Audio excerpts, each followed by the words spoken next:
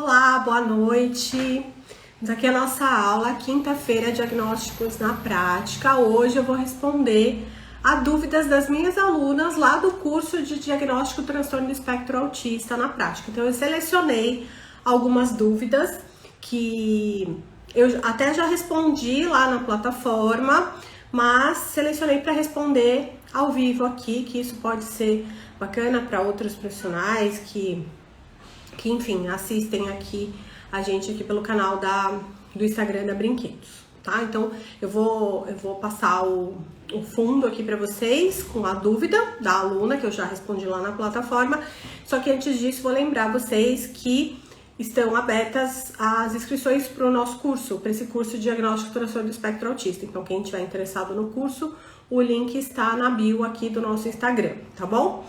Mas então, vamos lá. Deixa eu apresentar aqui a primeira dúvida dessa nossa aula aqui. Bom, vocês estão me ouvindo direitinho? Não tá travando? Se vocês tiverem alguma dúvida que eu possa responder depois, ao final, deixem aqui, embaixo tem um balãozinho com uma interrogação. Aí vocês clicam ali e podem mandar, tá? Eu tô vendo aqui a Michelle perguntando se o curso é sobre pais brincar com os filhos. Não, é um curso sobre diagnóstico do transtorno do espectro autista. É para profissionais que desejam incluir esse tipo de avaliação na sua clínica, né? Então eu ensino todo o manejo, como incluir isso, como se você quiser montar uma equipe multidisciplinar para fazer esse tipo de avaliação especializada, ou se você faz, mas não tem supervisão, não tem orientação, porque aí você tem 12 meses lá e eu vou tirando dúvidas, tá? A Jéssica tá aqui, a Jéssica sempre por aqui, ela já fez o curso e tá sempre nas lives tirando dúvida, é uma ex-aluna já formada, psicomotricista. Bom, vamos lá. A dúvida da aluna, tá? Que ela colocou lá na plataforma. Nós temos vários módulos nesse curso, né? Então tem os 3 primeiros módulos que são teórico-práticos de atualidades, fundamentação teórica, a parte de diagnóstico diferencial e depois os outros todos módulos, até o módulo 10, nós temos módulos para estruturar a avaliação do brincar, enfim, diversos módulos aí, módulo praticando, módulo do laudo, da entrevista devolutiva, observação do brincar, enfim, vários módulos, todos eles práticos, com vídeos, com dicas práticas, enfim. E aí, a aluna pode deixar a dúvida específica embaixo de cada módulo, embaixo de cada aula. E essa dúvida, ela tá lá exatamente embaixo do módulo mais prático, né? Que eu tô lá explicando a interação adulto-criança, como fazer a avaliação através do brincar para conseguir cumprir lá o nosso checklist, que a gente também dá um checklist de coisas que você precisa observar na avaliação. Então, o checklist também é dado no curso. Então, a aluna perguntou, quando a criança se joga no chão durante o momento da interação com o avaliador e aperta as mãos perto do rosto, pode ser considerado estereotipia motora?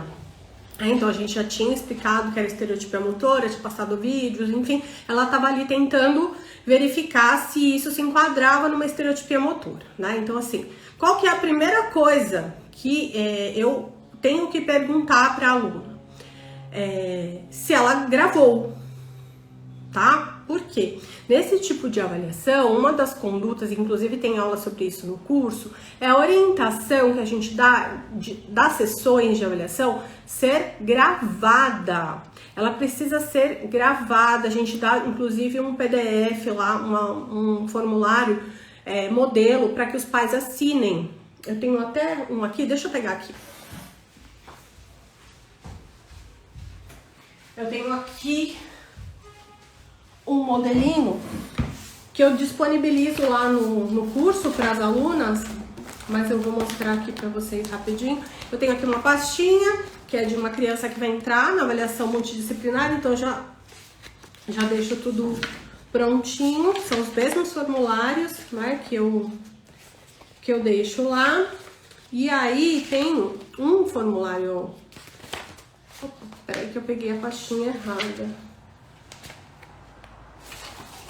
Tá aqui, ó. Que tem o contrato de avaliação multidisciplinar, que também a gente disponibiliza para as alunas, e a autorização. Na autorização tem eu, fulana de tal, CPF, responsável pelo menor, fulano de tal, autorizo a gravação em vídeo das sessões de avaliação, autorizo a utilização de imagem após a avaliação na equipe, porque toda a equipe assiste, então a fono vai assistir as sessões de psico, a neuropsicóloga vai assistir as sessões de psico, eu vou assistir as de fono, a fono vai assistir a de neuropsi, para que a gente possa estudar o caso. Então, assim, nunca é a observação ou a análise de apenas um olhar, né? Então, e além disso, a gente precisa ver a frequência daquele comportamento, e o supervisor ou orientador, ele precisa ver também, principalmente se você for alguém que não tem muita experiência. Então, eu não tenho como saber isso se eu não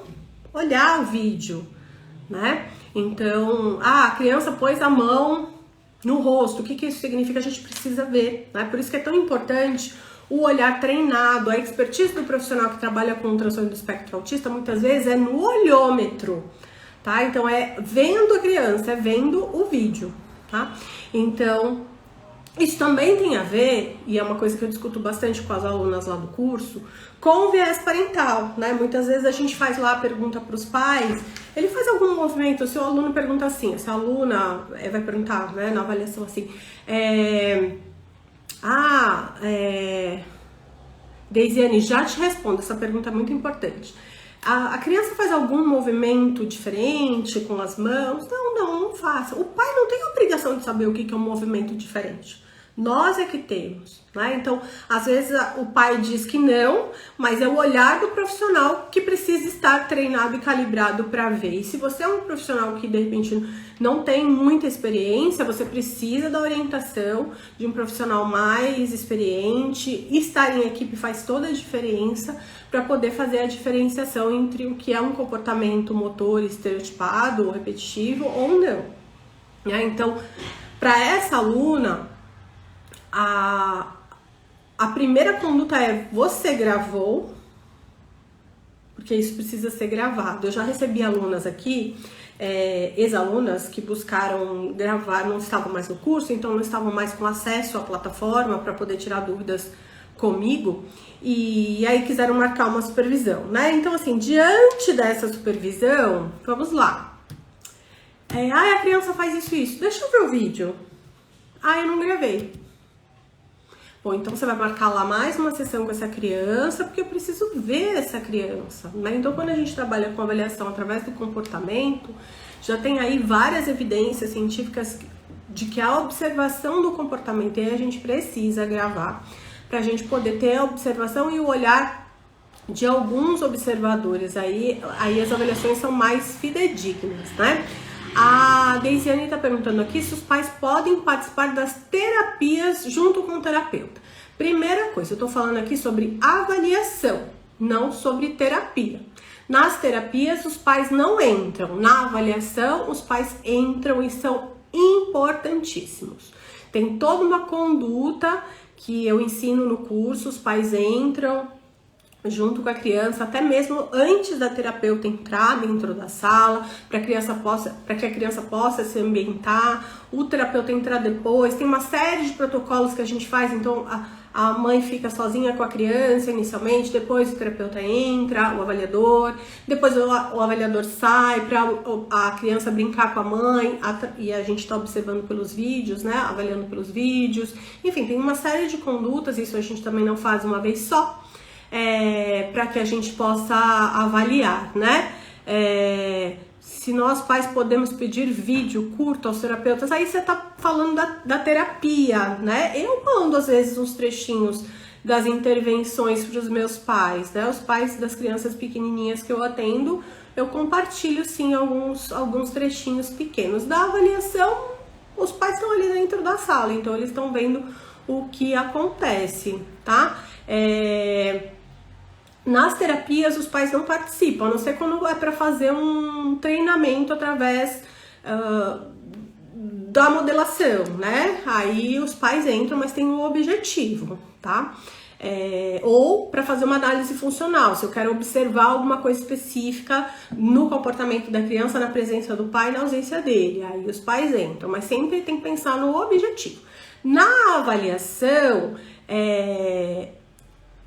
eu tô vendo aqui a Michelle falando que quando ela participa, geralmente o filho fica mais ansioso. Isso pra gente numa avaliação é inclusive fruto de observação e análise, né? Então, na avaliação a criança precisa entrar com o pai. Sim, vai ter momentos que ela vai ficar sem o pai e tudo isso é avaliado, com, sem, com o terapeuta, sem o terapeuta. Por isso que a gente usa o vídeo como um objeto neutro ali, né? Então a gente pode, às vezes os pais falam assim, quando tem alguém junto ele responde, quando tô só eu e ele faz birra. A gente pode verificar essas variações do comportamento através do vídeo. O vídeo também não é lá um celular olhando para a criança, né? Porque aí tem crianças também que se comportam de maneira diferente quando percebem que estão sendo filmadas, né? Então tudo isso a gente ensina no curso, até como gravar, com qual instrumento, a gente ensina no curso, tá?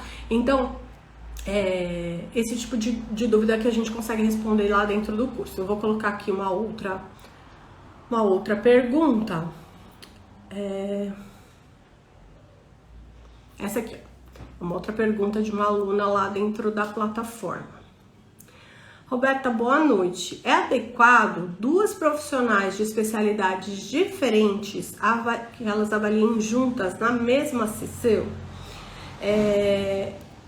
Então, com essa aluna, o papo, né, a orientação lá dentro, ela seguiu a partir de algumas perguntas que eu fiz para essa aluna, né? Então, a primeira pergunta é a seguinte: por quê? Qual é o seu objetivo? Por que que duas profissionais iriam entrar na mesma sessão de avaliação? Então, vamos pensar aí em possibilidades, né? Se for para conduzir a sessão de um determinado jeito, então vamos pensar uma criança que lança muito os objetos, ou que se eu preciso de uma auxiliar para a sessão, né? Então, por exemplo, eu tenho alguns protocolos, alguns instrumentos que indicam que a partir do momento que a criança explore aquele brinquedo que está ali disponível na caixa, né, que são alguns brinquedos específicos, enfim, não são quaisquer brinquedos e nem uma montoeira de brinquedos, depois que ela explorou aqueles devem ser retirados para eliminar a concorrência, né, não ficar com muito estímulo distrator. E de repente você tá ali sozinha, uma criança muito agitada, você pode não conseguir fazer isso. Então eu já fiz algumas avaliações com uma auxiliar dentro da sala, né? Eu tinha aqui duas estagiárias, a Sabrina e a Jéssica, elas entravam, elas eram treinadas, elas entraram muitas vezes comigo. Enfim, com esse objetivo, mas elas não participavam da interação com a criança. E também se isso atrapalhasse a interação com a criança, elas tinham que sair, eu tinha que me virar sozinha.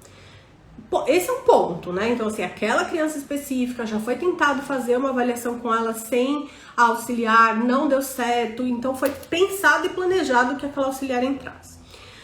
Algumas vezes, dois profissionais entrando ao mesmo tempo, e eu já vi isso, é para que as duas sessões sejam feitas ao mesmo tempo, para a economia da criança vir. Então, assim, olha, a criança mora muito longe, ela pode vir uma vez só, ela pode pagar uma sessão só, então os dois profissionais vão atender na mesma hora e aí vão dividir o valor da sessão e a criança vai vir uma vez só. Aí eu já acho que é misturar alhos com bugalhos, né? Porque a gente tem algumas coisas para fazer, a gente consegue fazer isso através da gravação, por exemplo, na avaliação de equipe multidisciplinar, eu aprendo e consigo observar muito sobre os comportamentos da criança que são repetitivos no sentido de acontecer em vários ambientes, né, de serem generalizados. Então acontece comigo, acontece com a mãe, acontece com a fono, acontece com a neuropsia através das gravações. Aí acontece na escola através do relato dos pais. Mas se eu entrar, eu não preciso entrar na sessão para fazer isso. A gente faz isso através da gravação. E isso é muito rico, porque a gente pode parar, observar, voltar. O laudo, ele vai... é que eu não posso mostrar, né? Mas, por exemplo, eu tenho um laudo aqui que a gente vai dar devolutivo amanhã. O laudo, ele vai com...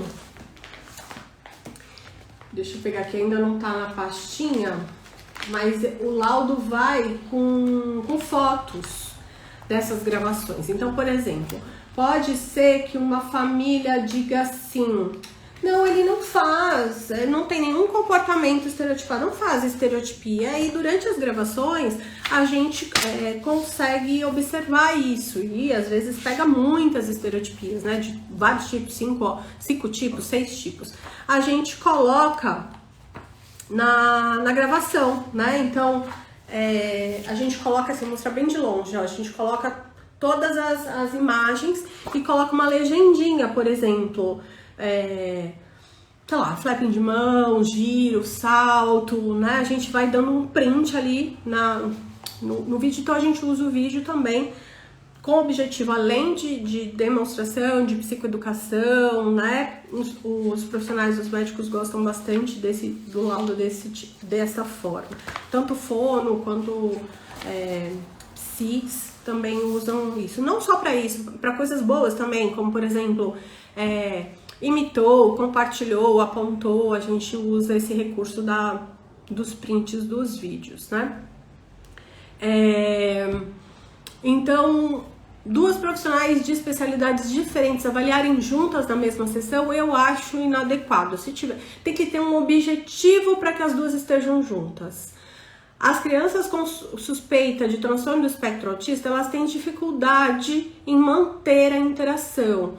A gente tem um módulo no curso que é do estilo de conduta, o módulo chama Estilo de Conduta Avaliador e Criança, Adulto e Criança, onde é aprofundado uma série de coisas que a gente precisa fazer para conseguir o engajamento com essa criança.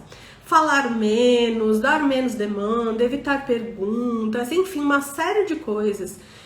A forma como eu entro na sala, eu deixo ela entrar primeiro com a mãe, eu vou entrar, eu não vou demandar, eu não vou pedir, eu não vou chamar pra brincar, eu não vou fazer cosquinha, eu não vou mostrar minha sala, eu não vou ser aquela palhaçona, né, que às vezes tem uma coisa meio de convencer a criança, ai, vem conhecer a sala da tia, enfim, isso é demanda pra criança com TEA, né, e a gente não sabe ainda se ela é TEA ou se ela não é TEA. Então eu preciso, pra conseguir alguma interação com essa criança, eu preciso ir com calma. E duas pessoas dentro da sala, então assim, uma vai ficar observando, a outra vai ficar interagindo, mas muita gente, assim, vai estar a mãe também, a mãe, duas profissionais, então assim, não sei. Usem o recurso do vídeo, né? E se for para diminuir custo, então aí que não mesmo, né? Aí vamos ver outra pergunta aqui.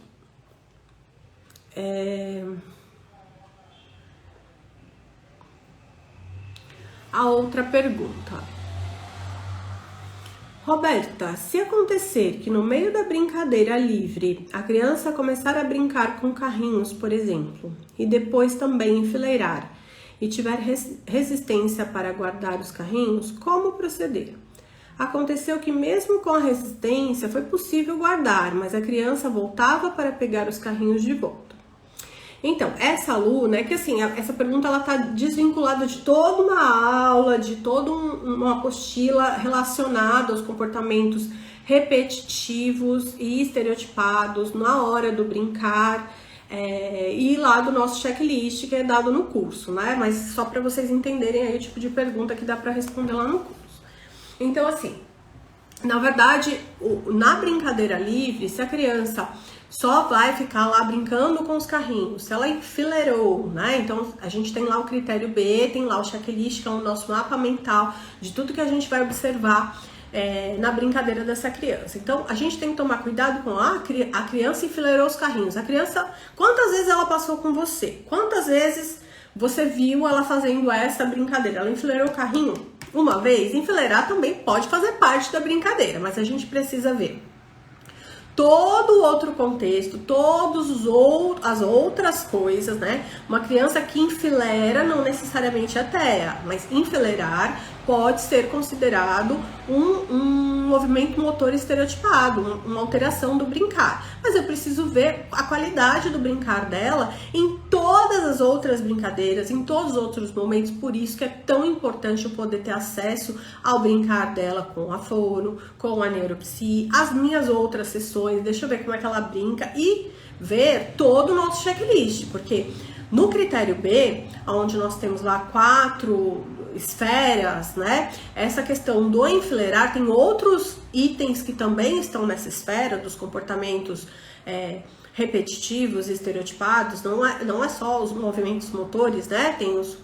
Tem as questões verbais, então tem vários outros. E aí a gente vai checar tudo isso, então é tudo na questão da intensidade, da frequência e das esferas ali, né? Então nós temos um olhar ali baseado em alguns critérios, não é do nada, né? Então, para essa aluna, ela precisa ver esse enfileirar com a qualidade, ver os outros critérios deste domínio ali dos movimentos repetitivos e estereotipados.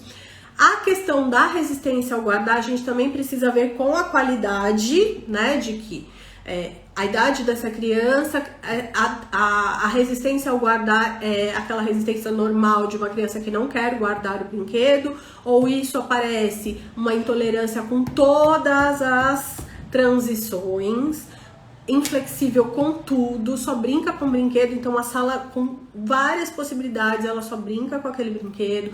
Essa inflexibilidade também aparece com outras coisas, então a gente vai observar num todo, tá? Agora a pergunta de como proceder. Se a criança só quer brincar com o carrinho, ela tem outras possibilidades, o que eu faço então? Nesses casos a gente pode tentar chamar a atenção da criança para algum outro elemento e tentar tirar aquele carrinho de cena, né, colocando para uma prateleira para cima ou coisa parecida.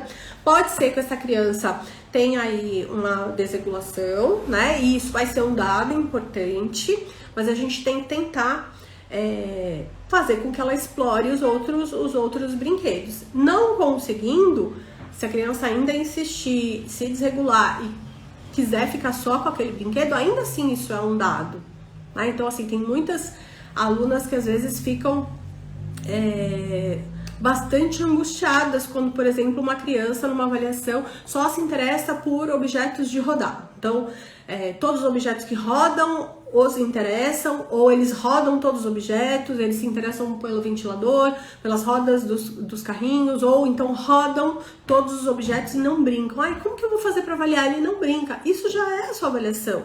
Essa criança está com alterações importantes no brincar. Então a gente avalia a qualidade do brincar, o que foi que ele fez com os elementos que ele tinha, tá? E por aí vai, né? Eu tô vendo aqui uma pessoa perguntando se tem previsão para ter curso presencial. Não vamos mais ter curso presencial. Eu fiz 4 edições do curso presencial, mas o curso presencial era um curso de 8 horas. E eu consegui, no curso online, fazer ele muito mais próximo, onde eu posso ficar dando orientação durante 12 meses e fazer um curso com 63 aulas e 74 materiais de apoio, né? Dar todos os meus formulários para vocês online, enfim, e ficar acompanhando aí vocês durante 12 meses. Então, é um curso com 100 horas. E ele é muito melhor, muito mais rico, muito maior do que um presencial. Eu tinha um pouco de resistência a fazer o curso online porque eu não tinha entendido ainda como que eu podia manipular essa plataforma para poder fazer ele ser prático, né? Então, assim, na verdade, ele ficou muito mais prático do que as pessoas que fizeram o curso presencial. Inclusive, eu tenho várias alunas do online que fizeram presencial e depois que viram como estava online, fizeram online também. Não foi uma nem duas, tenho várias alunas que fizeram online porque viram que ele estava maior e também por ter o acesso a perguntas, né? As orientações. Então, até a turma anterior eram 6 meses e a partir dessa turma 12 meses. Então, assim, não vamos ter presencial. Eu acho que esse curso, o tamanho que ele precisa ser, a quantidade de troca, eu só consigo no online. Ele não cabe em 8 horas. Precisa de muito mais, né? E é isso, tá? Deixa eu ver se tem aqui outras perguntas. Se é qual abordagem? Olha, o diagnóstico do transtorno do espectro autista, ele não segue nenhuma abordagem, ele segue a ciência. Os profissionais devem seguir o DSM-5, então não tem nenhuma abordagem, tá? É abordagem científica. O que os psicólogos e os profissionais de todas as áreas, né, devem seguir é o DSM-5, que é o guia, a publicação guia base para que os profissionais possam fazer os diagnósticos dos transtornos do neurodesenvolvimento. Então, alguém que faça diagnóstico com base em abordagem, eu não entendo direito, né? A gente tem que seguir o DSM-5. Então, nós utilizamos as evidências científicas que existem para o diagnóstico do transtorno do espectro autista, não exatamente nenhuma abordagem, mas os principais autores que falam sobre autismo e os principais protocolos baseado nas principais evidências, e aí a gente foi montando um protocolo de avaliação, que é a avaliação que eu utilizo aqui. Eu sou supervisora, diretora do Instituto de Psicologia Vila Guilherme, e nós fazemos avaliações multidisciplinares aqui na Vila Guilherme desde 2004. Então, baseado nos treinamentos da minha equipe, depois de outras equipes, nos cursos, nas supervisões, esse curso foi montado, tá? Então, não é de uma abordagem específica, tá? Deixa eu ver aqui se tem alguma coisa relacionada ao nosso tema. Eu tô vendo aqui que tem algumas perguntas, mas são relacionadas à intervenção. Então, como depois as nossas aulas vão lá para a nossa comunidade na Hotmart Sparkle, eu tenho que ficar aqui dentro do tema, senão depois a nossa aula vai lá para a comunidade meio bagunçada, né? Então, vamos ficar aqui no tema dessas perguntas. Se alguém tiver alguma pergunta aí relacionada à avaliação diagnóstica, aí eu respondo, tá bom? Deixa eu ver aqui se eu selecionei outra pergunta, não me lembro.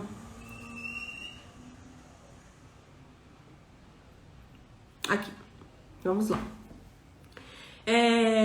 Boa tarde, Roberta. Atendo uma criança que está com suspeita de TEA e é fissurada por ventilador, e tenho um na minha sala.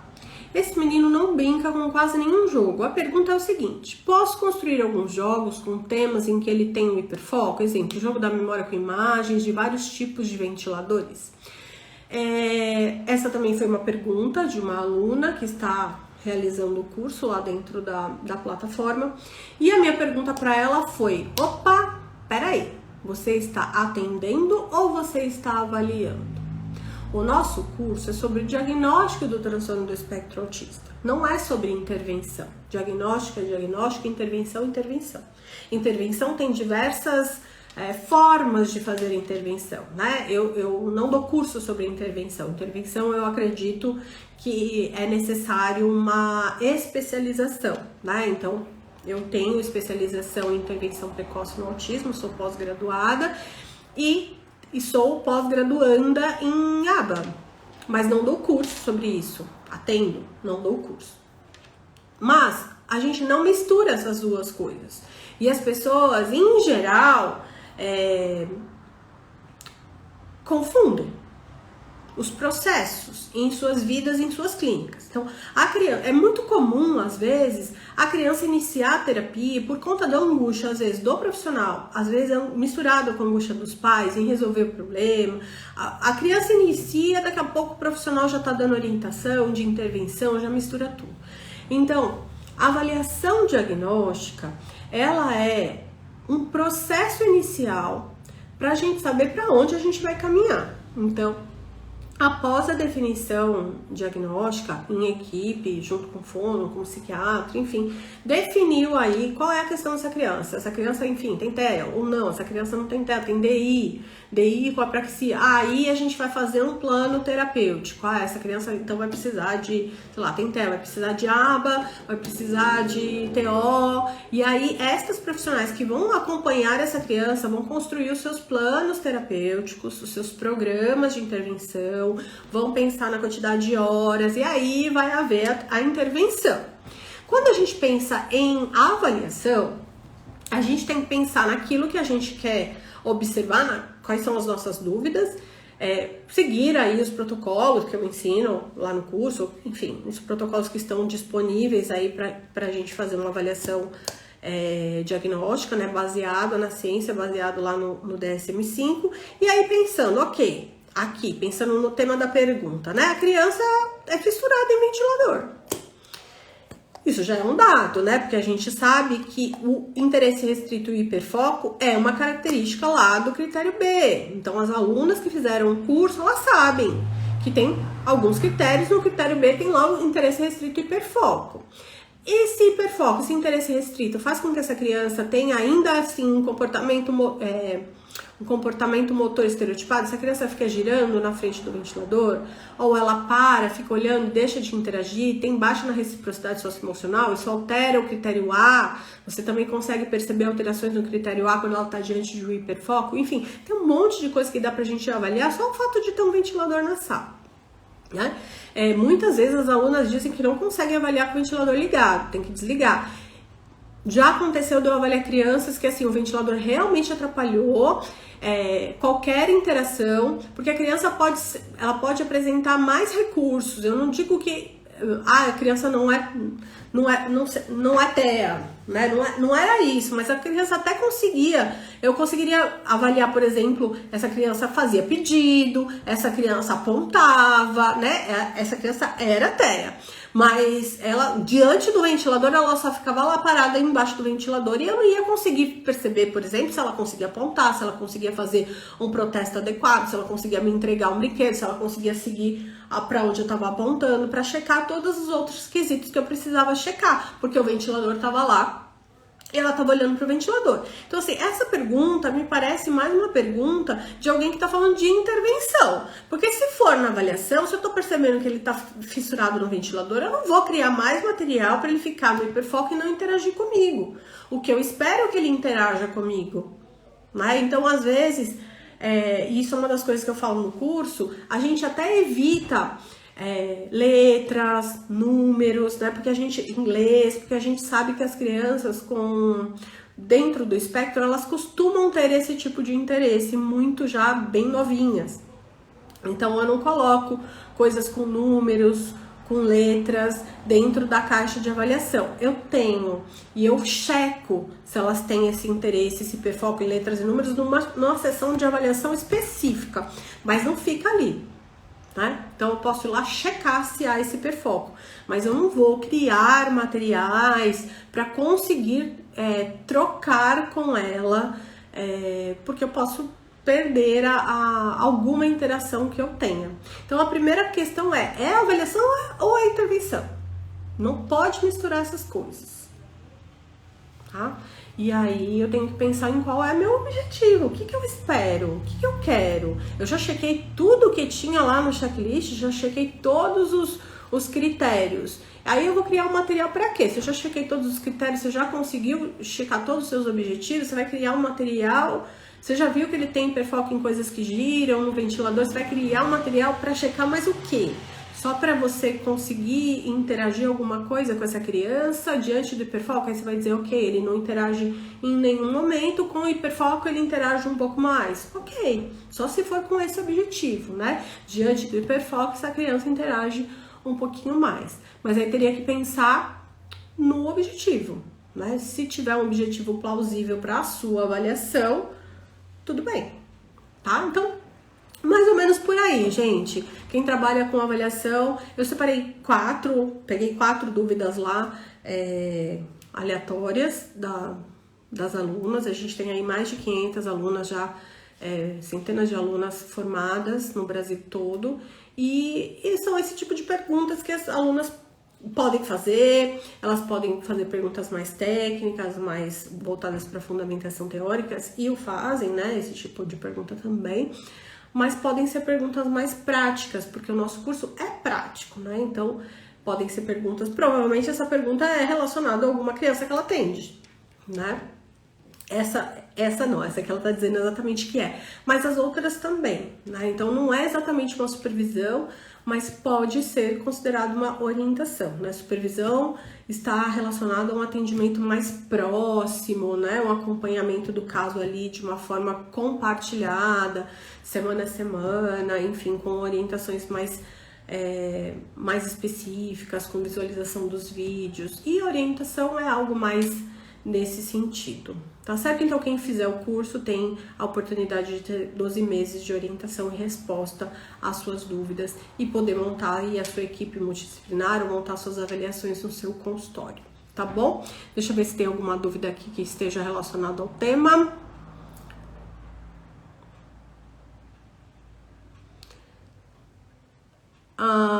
A Naisaito tá perguntando: quando a criança tem hiperfoco em números e letras, por exemplo, podemos utilizar nas sessões ainda dando uma função adequada a esses aspectos? Aí você tá falando de intervenção, né?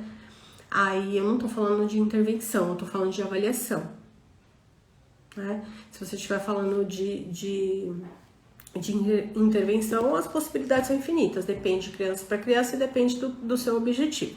Na avaliação, a gente usa esporadicamente quando você quer observar alguma coisa específica, mas em geral os elementos de hiperfoco, eles atrapalham um pouco a interação, tá? Então na avaliação a gente não usa. Na intervenção é muito utilizado principalmente como reforçadores, né? Então aí dentro de cada abordagem, dentro de cada programa, com determinados objetivos. Tá certo, gente? Agradeço a presença de todos, acho que não tem aqui nenhuma outra pergunta dentro da temática de avaliação diagnóstica. Ah, tem aqui qual o valor do curso e a partir de qual período indica. Existe alguma abordagem específica? Eu falei da abordagem, mas não falei do valor. O valor o investimento é de R$700. Você pode dividir em 12 vezes, dá 12 de 62 e alguma coisa. A partir de qual período indica? Eu não entendi. Como assim? A partir de qual período indica? Se você tiver por aí, me responda. A Jéssica já fez. A Jéssica fez presencial o curso. Mas tá por aqui, sempre nas lives aprendendo um pouquinho mais. Foi super curto, né, Jéssica? Foram 8 horas. Mas ela é uma que já falou que quer fazer o online quando der. Porque ela tá fazendo um outro curso online agora. Quando terminar, ela falou que vamos fazer. Vai ser aluna novamente. Roberta, boa noite. Estou fazendo uma avaliação em que a criança tudo destrói. Como proceder neste caso? Você é aluna, Andréa, ou não? Porque se você for aluna, eu vou dizer assim, ó, pega lá o checklist da avaliação e vai checando todos os quesitos, né? Então, por exemplo, você chamou pelo nome, respondeu? Quantas vezes você chamou em todas as sessões? Aí você vai marcando no checklist, porque assim, a criança está quebrando tudo, mas ao mesmo tempo você está ali atuante naquela, então você está chamando, você está se posicionando frente a frente, você está vendo, você está oferecendo um brinquedo, então você está avaliando reciprocidade socioemocional, adequação ao contexto, brincadeira simbólica, você está avaliando atenção compartilhada, você está avaliando se ele faz um pedido adequado, você tá avaliando, enfim, você tá avaliando todos os critérios do checklist. O nosso checklist tem aí umas 9 páginas.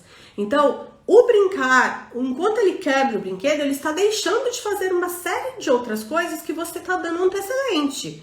Então, se você tá lá na sala parada e ele tá quebrando tudo, você não tá avaliando direito. Você precisa fazer as coisas certas para que aí a criança não respondendo, você diga, ok, a criança falhou. Agora, se você entra lá na sala e a criança quebra tudo e você não sabe nem o que você tá fazendo, aí a gente só diz que a criança não tá fazendo nada, aí a gente fica sem ter o que colocar no relatório. Então, a gente precisa saber o que eu quero. Então, por exemplo, eu tô lá com a criança e aí eu pego um pote, por exemplo. Deixa eu pegar aqui uma coisa específica. Pera lá. Faz de conta, tá? Porque esse pote aqui não é o pote adequado. Eu não tô achando meu pote. Pera aí. Não tô achando meu pote. Ele voou por aí. Sabe esses potes de rosca? Tipo um pote de... Esses potes que a gente encontra às vezes em casa que vem de Tupperware, essas coisas, né? Imagina que esse aqui é um pote de rosca, tá? E tem lá vários carrinhos dentro. Então eu já providencialmente coloquei os carrinhos lá dentro e tá rosqueado de uma forma que a criança não vai pegar esses carrinhos. Porque eu quero avaliar, por exemplo, se ele vai fazer o pedido pra mim, porque ele quer muito, então eu sei que ele quer muito carrinho. Ou eu coloquei lá dentro a coisa que ele mais gosta de brincar. Quero ver se ele vai me entregar, se ele vai me entregar olhando no olho, se ele vai se frustrar, se ele vai tentar sozinho, se ele vai tacar longe, como que ele vai me pedir, se ele vai me entregar e não vai olhar pra mim, se ele vai me entregar e vai fazer algum gesto comunicativo não verbal, como que vai ser isso? Né? Se ele não vai fazer nada e eu vou abrir pra ele, se ele vai sorrir, se ele não vai sorrir, né? Se ele vai quebrar tudo, é só uma das coisas que essa criança vai fazer.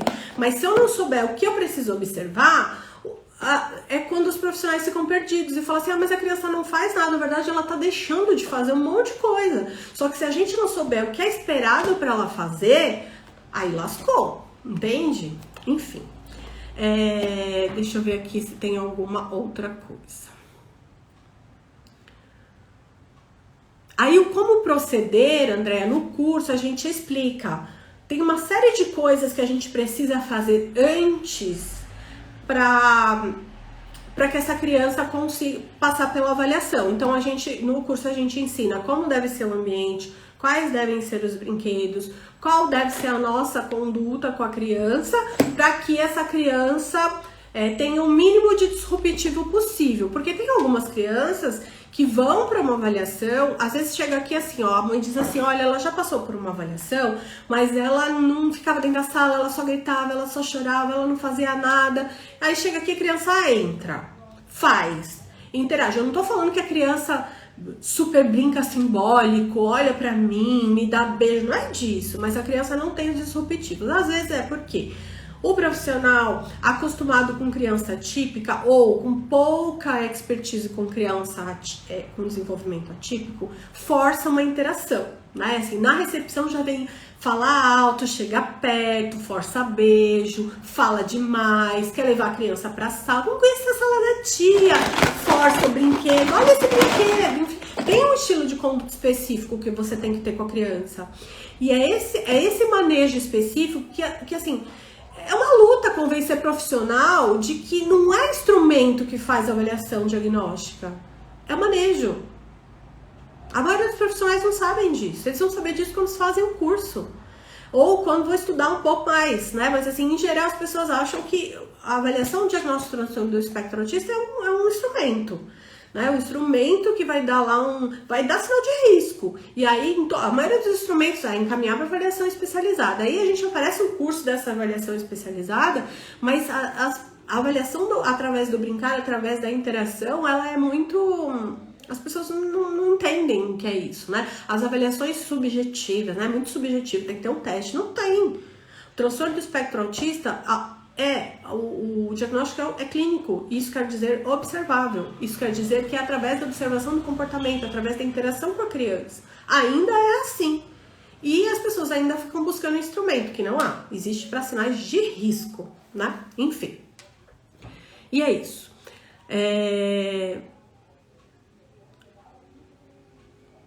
Olha só, tem paciente aqui puxando meu saco, a Tati. Um beijo, Tati.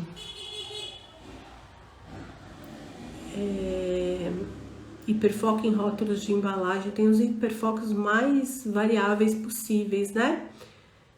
Ah, Andréa, vai ser um prazer ter você como aluna, tá bom, gente? É só pra gente refletir mesmo essas coisas, porque senão a gente pode fazer caca, né? Então tá bom, gente, eu vou finalizando por aqui. Ah, deixa eu ver aqui na caixinha, tem pergunta. Deixa eu ver. Estou fazendo uma avaliação, mas a criança não para de correr, tudo pega, tudo quebra. Eu, por mais que tentasse, não consegui muito. Aí eu acho que é mais ou menos isso que eu te respondi agora, né, Andréia? Aí a próxima pergunta aqui é com relação a destruir tudo. Ela tinha feito as perguntas aqui na caixinha, eu não tinha visto. Gente, eu me confundo toda com os comentários, com as perguntas. A outra... não, é a mesma que ela tá falando aqui, que a criança destrói tudo, socorro.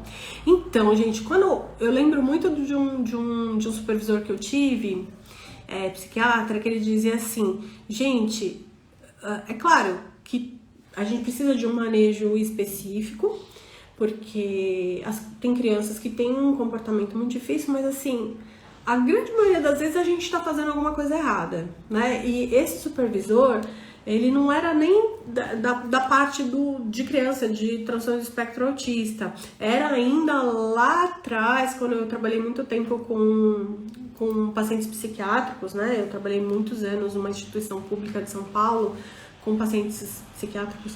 E aí esse paciente puxava teu cabelo, a culpa era sua que você tinha deixado o cabelo solto, né? Vai de rabo de cavalo para um hospital psiquiátrico, né? Você vai tomar um puxão.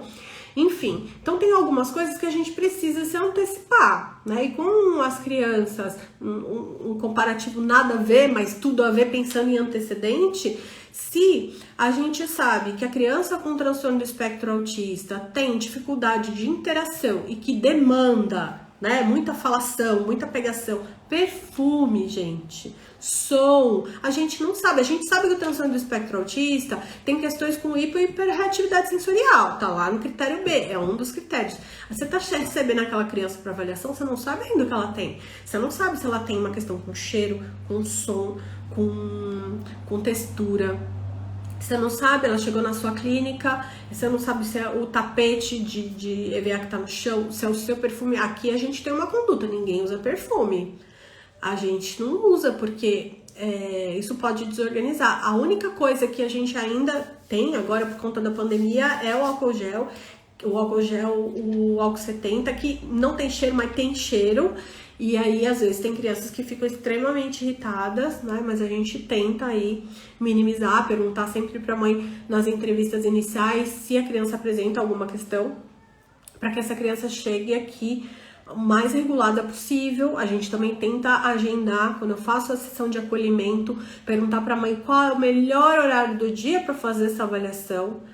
Não pode ser no horário que a criança está com sono, não pode ser no horário da comida da criança, não pode, tem que ser no melhor horário da criança, né? Então, enfim.